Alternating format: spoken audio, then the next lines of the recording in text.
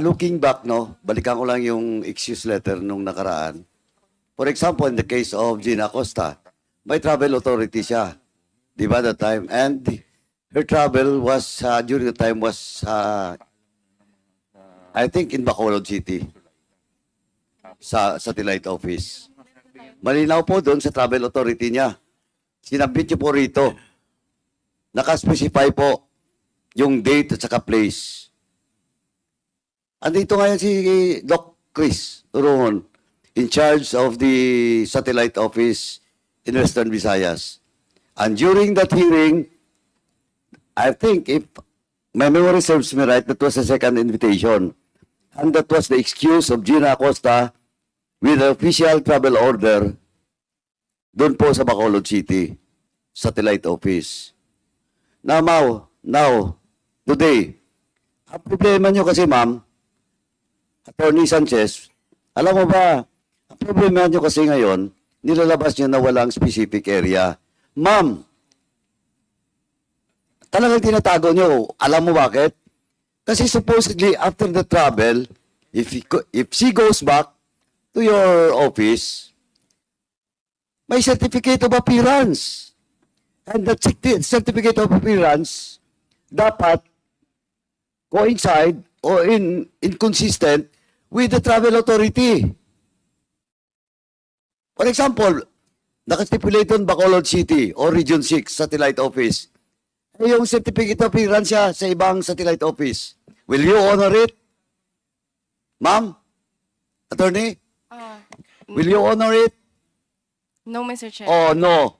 That's why, wag niyong gamiting palusot dito na walang specific time, date, and place.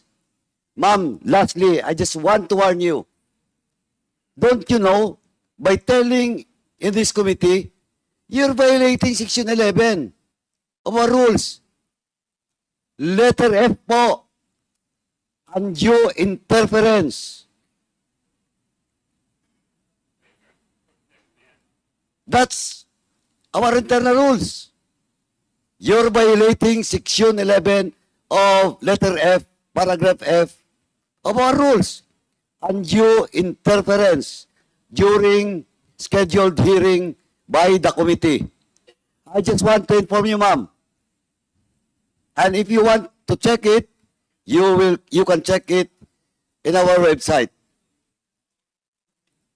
Nandyan po yun, attorney. You're a lawyer, you know that. Yes. Mr. Chair. Thank you, Chairman. Yes, Attorney Mr. Chair, may I Sanchez. be allowed to respond, Mr. Yes, Chair? please. Mr. Chair, earlier I was asked to check for records for the travel orders. So that's what I did, Mr. Chair. I just checked, and from the report of our Central Records Unit, they provided me with copies of the travel orders, Mr. Chair. So for the period of November 10 to 15, Mr. Chair, that is what was mentioned by Honorable Congressman Paduano, that Ms. Gina Acosta traveled to a satellite office, and the place is specific. But Mr. Chair, another travel order was issued for the period of November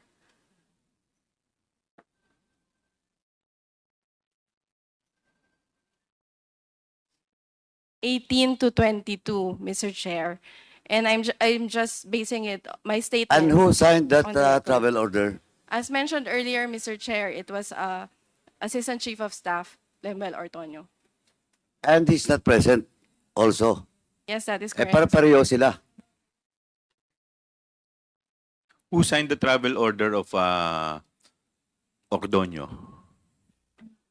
For the travel, wait, Mr. Chair.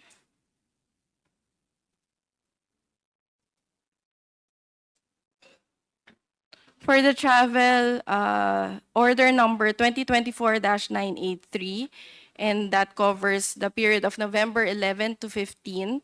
The signatory of the travel order is the Vice President, Your Honor, in accordance with our Yung office ngayon, order. sino yung nag-sign ng travel authority? Ito ngayon. Mr. Chair, for the travel of Ms. Acosta, Attorney Fajarda and Mr. Fajarda, the signatory is Mr. Ortonio. In Mr. accordance Ortonio. with our And he's office also order. absent That today. is- yes, Mr. Chair. Paano siya sasagot? But ma'am, last question na lang po, attorney. Regular ba yon? Yung ngayon? Regular ba o irregular? Yung travel authority na yan? In your own experience and based on the practices, supposedly the practices in your office, is it regular or irregular? Without dates, without the specific place? Mr. Chair, it's not common, Mr. Chair. This is the first time So that's irregular. that is not usual, Mr. Chair. Anyway, Mr. Chairman, ako, attorney, I have just cited our internal rules, no? I hope you will answer truthfully so that this committee will not be forced to cite you in contempt. Ganun lang po. Thank you, Mr. Chairman. Chair. But as Mr. mentioned, Chair. my responses were based on documents. Ma'am, as I've told you, you're a lawyer, alam mo po. Salamat po, Chairman. Thank you, but Mr. at Chair, this point, can we request Kong Paduano to extend this request? Mr. Chair, can we request Kong Paduano, since he's already posting questions and looking for Ma'am Acosta, maybe they can call her over the phone kasi on official travel naman siya, so she's still active and performing her duties. pwede po ba The finance pakitawagan na officer, lang po Attorney ninyo Sanchez and Attorney Lopez. Ma'am Acosta? I will try, Mr. Chair. Okay. The chair would like to recognize Congressman Rog Gutierrez. Rog. Thank you, Mr. Chair. Mr. Chair, just a few questions lang po to continue. I think the committee has already expressed its interest by asking already yung land bank na pagtaka po talaga yung issue po of the money trail. I think we have established that the cash withdrawn from the land bank representing the confidential funds are taken out by the SDO in cash. Hindi pa napadeposit sa land bank. And it is in the personal cost of the SDO, which is in line with the joint circular. However, this is 125 million in cash, and in the case of DepEd, 37.5 million per quarter in cold hard cash. But what is not sure yet is where Miss Acosta and Mr. Fajardo have brought the cash. I think we've established the line so far with the tellers. We're still going to have to establish that at least from the land bank up until the deposit, from the release of the check up to the encashment in land bank. We've seen that so far, but we still have yet to establish where the cash goes after that. And we have some further questions po in relation to this. Kasi po, ang nakikita po natin, based on the testimonies, even from the last hearing, in the question of confidential funds, it all points to two people po. In the case of DepEd, at least, it's pointing to the SDO and the head of agency, in which case that would be Mr. Fajarda and then Secretary Duterte. And of course, for the OVP, although interestingly, based on our last hearing, it actually was pointed to three people. If we recall the testimony of Attorney Sanchez, she actually mentioned that based from her knowledge, the persons who would have knowledge of this confidential funds would be the SDO, si Ms. Acosta, the head of agency, which is VP Duterte, and the chief of staff, Ms. Zuleika Lopez. So in line with this, just to clarify, I'd like to ask a few questions po, no, kay Attorney Lopez, to the Honorable Chairman. Attorney Lopez, nabanggit po yung pangalan po ninyo last hearing. Just to refresh your memory, I'm sure at the time you were busy po with your personal concerns. We were asking si Attorney Sanchez po and si Ms. Ville del Rey about the processes within the OVP and the disbursement of the confidential funds. And it was mentioned, I believe, specifically by Attorney Sanchez, what we've established, at least with Ms. Ville del Rey, is that wala po silang kinalaman sa disbursement ng confidential funds. Ang alam lang po ng chief accountant is the requirements and that they would have to submit for the release of the check. And kasama rin po dito si Attorney Sanchez. However, Attorney Sanchez, I believe, made that statement that past that point, and what we've established with the Land Bank, the personalities involved with the confidential funds would be the SDO, the VP, and yourself. However, we take note po, Ms. Lopez, to the Honorable Chairman, most respectfully, na binigit po ninyo that you're only concerned with operations. And by operations, you're talking, I guess, about the social amelioration program ng Office of the Vice President. Is that correct, Ms. Lopez? That is correct, Your Honor. That is my role as Undersecretary and Chief of Staff of the Office of the Vice President. Ms. Lopez, I hope you Attorney Lopez, I hope you understand how we would be how we would find that quite confusing, because generally the idea of a chief of staff would be second to the head of the agency, and by virtue of that, everyone else in that department would be under the chief of staff. Generally, that's how it works. Our understanding is that in the OVP, how many USEC positions are there? May we ask? There's only one Undersecretary position, Your Honor. And the undersecretary position is that of the chief of staff, correct? That is correct. So generally, including the SDO, although they have specific responsibilities under the circular regarding to the confidential funds, they are still under your supervision as the USEC.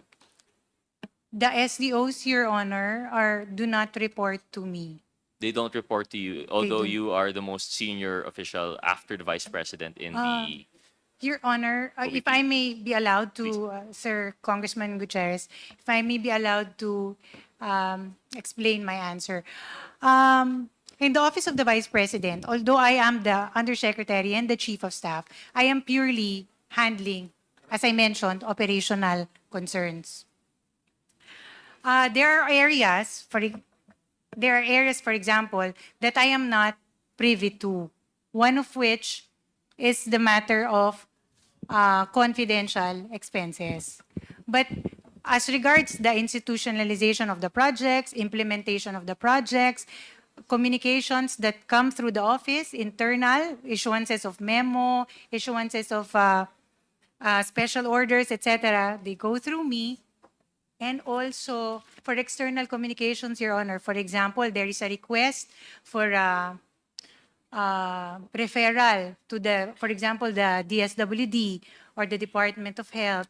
All these matters, Your Honor, are coursed to the Office of the Chief of Staff. And all communications emanate also from the Office of the Chief of Staff, external, especially to those national government agencies.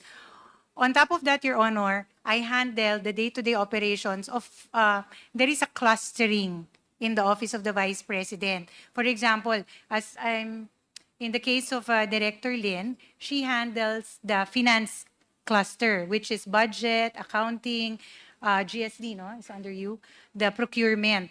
That is her AOR. On my end, Your Honor, I handle the frontline delivery of administrative support, such as Disaster Operations Center, Legal Affairs Division, and also the protocol team. Those are matters that I have direct hand into and information I am privy to. So yun lang po yung aking areas of concern. And there are areas actually in the Office of the Vice President, katulad, for example, let me just cite, if you allow me, sir, the matter of the appointments or the scheduling of the courtesy calls, etc., on the Vice President. Although it may be true that high-ranking officials call me and say na, USEC, attorney, confirm mo naman yung aming appointment with the Vice President. This is something that I have no say, direct say to, because this is all done by the appointments team. In the same manner, the protocol team of the Vice President, although all the members of the Diplomatic Corps call me as the head of the agency, as the highest official, and as the Chief of Staff, it does not guarantee them that there will be a scheduled courtesy call, because these are matters that are determined purely on that end. So it's I think it's a compartmentalized kind of setup, Your Honor, that there are only certain functions and tasks that I am privy to, in which case that is the one that I have mentioned earlier. But although I would wish to answer really respectfully as regards the matter of the confidential expenses, it is something that I have not really been privy to from the very beginning. So, in the case of the earlier questions by Congressman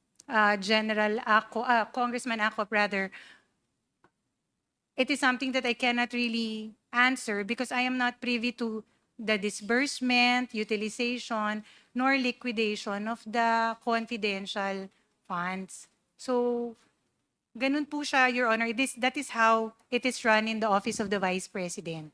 Okay. Thank you for the clarification, Attorney Lopez. Well, I only mentioned thank that you. because it was the words of Attorney Sanchez that mentioned that you would probably be privy to the disbursement. I think it would be understandable. It would be an understandable statement on the part of Attorney Sanchez because the general understanding of a chief of staff Okay. and being the sole USEC of that agency, Yes. there would be an understanding that there would be certain that you would have overall supervision. Well, in relation to the SDOs and in line with the circular, we also understand that they have specific responsibilities only to them. But we can't help but be puzzled po, no? And I understand you're telling us now that it's compartmentalized, but still we would think that generally the head of the agency would course things through you. Although necessarily separate yung sa issue ng disbursement of the SDO, wouldn't other matters regarding the SDO, for example, administrative or human resources or logistics-wise, are they not coursed through you in relation to SDO? Because if I'm understanding it correctly, the job of the SDO would also entitle a lot of travel. As you've pointed out earlier, I mean, we've seen that maraming travel orders po ang ating SDO to the point na wala rin po siya today on the because of official travel po, no? So, in relation to that, there's a lot of intermingling pa rin. Although you might say compartmentalized, there are a lot of things that would go through you. I would understand the travel orders are signed by the Assistant Chief of Staff right now only because you were gone for the longest time. But generally, you would be signing off on the travel orders of the SDO. Would that be a fair statement? Your Honor, I do not sign off on the travel orders of certain officials, or in this case, the SDO. May I just confirm kung sino lang yung pwede kong pirmahan na travel authority? Just the ODU heads ba? Oh. In my case, Your Honor, in the case of the Office of the Vice President, I can only sign off on the travels of Directors Lynn Sanchez and Director Baloro, who is the Director for Operations. All the other travel authorities, I do not sign off on them. It is HR. Okay. So, Mr. Chair, Attorney Lopez, you're Yes. telling us now that even sa pag-sign ng travel orders, may clustering pa po kayo? You are only authorized to issue travel orders for these two officials, and then everyone else has different parang boss? Ganun po ba yung sistema sa OVP? I hope you'd understand the confusion because we were presented before an organization and it all seemed to be like a pyramid, downstream lahat. Although there are clusters, everything's under you. But now we're seeing that there are limits to your responsibility. Are we understanding this correctly? Your Honor, in the Office of the Vice President, we have a certain delegation of authority. There's only certain papers or documents that get into the Office of the Chief of Staff.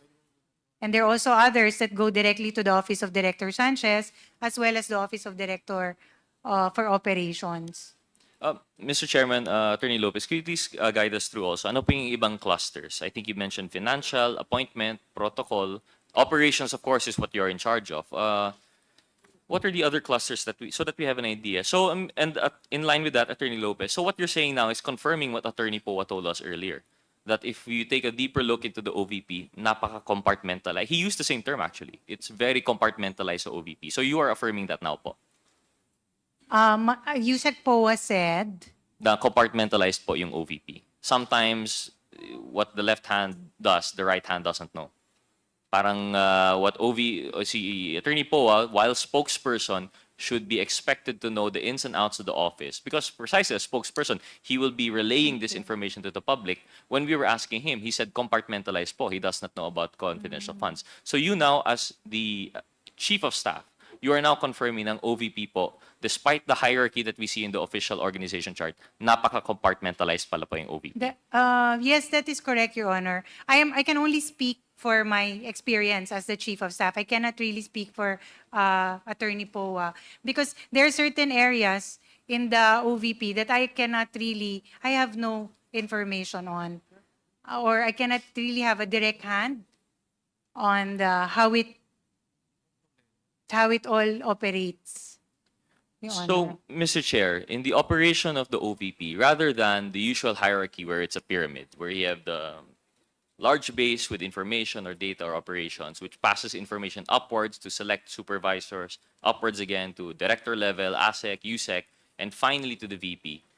You're telling us now that the OVP operates in a hub and spoke type of situation wherein the OVP is central and then direct na lang po siya to the different. For example, OVP direct kay spokesperson, direct kay chief of staff, direct kay Attorney Sanchez for operating different clusters. And each cluster doesn't know what the other is doing. I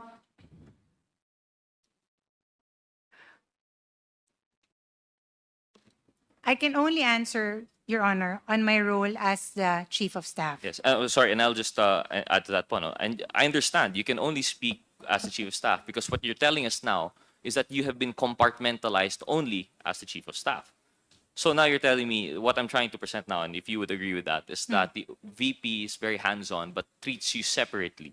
So there's a, like I said, the hub and spoke. The VP is in the center, and she deals directly with Attorney Poa for other matters which you might not know, then directly with you for Chief of Staff of Operations for matters that only you know, directly to Attorney Sanchez for matters that only the finance would know, and you don't coordinate with each other. There are cases, Your Honor, that is, in my experience, that is the case. For example, in the case of the spokesperson, it is not something that I am also privy to, the instructions for the OVP spokesperson. It happens, Your Honor, that way. Thank you. I think this will be more, the compartmentalization of the OVP will be more relevant as we go on. But I'll just go back and focus on the SDOs. Thank you very much, Attorney Lopez. Okay, thank So you. yun po, we had an idea, although Attorney Sanchez mentioned that 3 persons were involved with the SDO, it seems to be narrowed down po, no? It looks to be, like with the DepEd, it's 2 people. We have SDO, Gina Acosta, and the head of agency, which is the vice president. So para sa kalaman po ng lahat, yung joint circular, it dictates there that the SDO is personally tasked with the disbursement and liquidation of confidential funds. And the head of agency is personally tasked to oversee. So what Attorney Lopez has told us now, by excusing herself or by separating herself from the operations of the confidential fund, it now affirms what is in the joint circular. It is down to these 2 people. And in other words, yung SDO po yung inaatasan ng batas natin na humawak at siguraduhin mapunta ang confidential funds sa naayon na confidential expenses. So this is all in line with the circular. So since we have questions ideally for the SDO, but given that Ms. Acosta is not here, I'd like to ask these questions to Attorney Camora. Apologies, Attorney Camora. All roads lead to the COA, so I'll have to ask you in relation to the circular. So we are affirming po, no? You are recognized. We affirm po that with the joint circular, it's usually the SDO. It's only the SDO who is tasked with the disbursement of the confidential funds. Yes, Mr. Chair.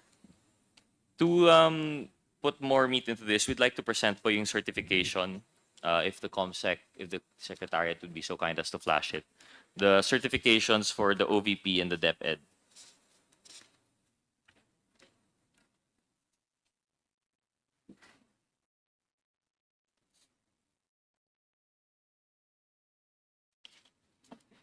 Sorry, this is in relation to the certification for the confidential funds. I think we have one sample dated January 10, 2022. And for the DepEd, we have one sample dated March 31, 2023.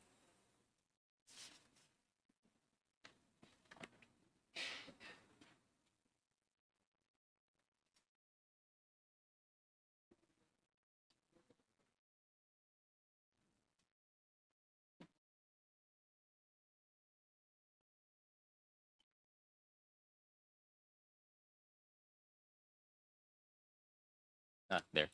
So, Attorney Camora, through the chair, most respectfully, ito po yung certification na sinasabi po natin. This is what is submitted together with the liquidation report. Is that correct? Yes, Mr. Chair. And this is precisely provided under the joint circular. Yes, Mr. Chair. This is the exact language po, no? Is this an annex to the joint circular, or is there a format that is provided? Yes, Mr. Chair. It's Annex B of the Joint Circular. So as Annex B, even if the correct signatories are there, for example, it's signed by the SDO and signed by the head of agency and properly notarized, if it has been altered in any way that any of the provisions under the certification are different, di nyo po tatanggapin. It has to be worded precisely as Annex B provides. Tama po ba? Yes, Mr. Chair. And it would require all of these signatures, Yes, such as the Mr. head of Chair. agency. So we take note po that that means that there are very specific things that are required to be certified as to be submitted with the liquidation report. And some of the things that stand out, it says here po, and I quote, incurred by the undersigned. So ibig sabihin po rito, it is the SDO that personally handles and disburses the money. Yes, Mr. That is Chair. basically the crux of the certification. And it just comes with other caveats. Yes, Like, for Mr. Chair. example, first, what is spent is in connection with the agency's intelligence and or confidential operations and activities. Is that correct? Yes, Mr. Chair. And it also says that, two, it cannot be used for payment of salaries, wages, overtime, additional compensation, allowance, or other fringe benefits of officials and employees. Yes, Mr. Chair. And third, that the expenditures are necessary and utilized for legal purposes. Yes, Mr. Chair. So this means that the SDO should personally know the disbursements and the expenses incurred, and that he should have personal knowledge of all of this. That is basically what the certification is saying. Yes, Mr. Chair. And this, hand in hand with the liquidation reports, would affirm again the responsibility of the SDO to disperse the confidential fund in accordance with the provisions of the circular. Yes, Mr. Chair. Since the SEO handles the fund personally, it necessarily follows that he gives the money. Is that correct? And I believe you answered this with Congresswoman Garin. Yes, Mr. Chair. You mentioned actually that there could be possibly multiple SDOs. They could designate many SDOs. From all of our agencies po and departments and GOCCs that would have CIF or IF, how many po would have only one SDO? Actually, Mr. Chair, most have only one SDO. It is the agencies that have multiple SDOs that are fewer. Okay, so mostly have one SDO. Yes, Mr. Chair. And in that case, that SDO is the one in charge pa rin of paying, and it cannot be delegated further. Yes, Mr. Chair. Okay. So, for example, if we have an informer, which is basically what the CIF is for now, if you have an informer who needs to be paid, it is the SDO who personally pays this to them. That is the presumption. That is the based presumption. on the certification, Mr. Chair. And based on the requirements of the circular, it cannot be delegated. So the presumption should be